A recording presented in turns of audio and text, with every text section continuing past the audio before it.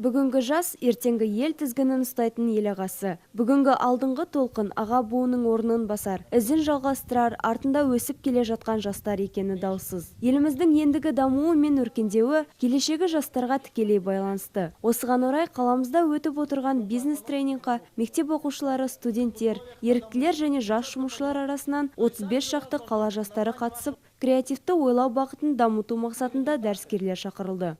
Сегодня в детском оздоровительном лагере «Жасалаш» проходит второй день молодежной конференции. Бүгін Жасалаш балаларды сауықтыру орталығында жастар арасында ұйымдастырылған конференцияның екінші күні өтуде. Кеше маркетинг менеджмент саласынан хабары бар мамандар жастарға өз әлеуметтік тақырыптағы жобаларын түсіндірді. Ал бүгін жастар өз жобаларын бізге көрсететін болады. Бірі үйсіз қалған адамдарды тақырып қылып алса, бірі ішімдікке салынған жандарды таңдапты. Жастардың әлеуметтік тақырыпта жасаған жұмыстары сапалы болады деген үміттемін.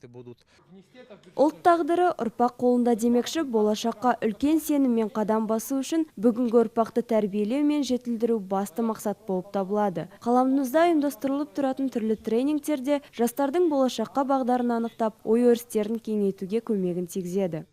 Цель данного мероприятия – это повышение социальной ответственности. Бұл жердегі біздің басты мақсатымыз еліміздің болашағы жастардың арасындағы әлеуметтік жауапкершілікті жақсарту, олардың қоғаммен байланысын орнату, ой-өрісін дамыту. Тренинг барысында түрлі ойындар өткізіліп, ойлау қабілетін дамытуға арналған түрлі жаттығулар жасалды. Қатысушылар жастар өкілінің бағытын қолдап, аталмыш тренингтардың пайдасы зор екенін алға тартты. Сонымен қатар бұл шара жас жеткіншектерге болашақ мамандық таңдауымен қатар түрлі идеялар мен жобаларды іске асыруға атсалысады. Меня забрали в лагерь с работы, и мы отдыхаем 2 дня. Бүгінгі тренинг өте қызықты өтіп жатыр. Оқу жылы басталар алдында мемлекет бізге уақытты көңілді өткізуге мүмкіншілік беріп жатқаны үшін үлкен алғысымызды білдіргіміз келеді. Бұл жерде түрлі ойындар ойнатылып, жаттығулар жасаудамыз. Маған дәріскерлердің үйрету бағыты қатты ұнады. Бұл жерде мен өз ойымды еркін жеткізу арқылы түрлі идеяларды ойлап таптым. Ендігі менің мақсатым қоғамға көмегімді тигізіп, ойлаған жобаларымды іске асыру болады.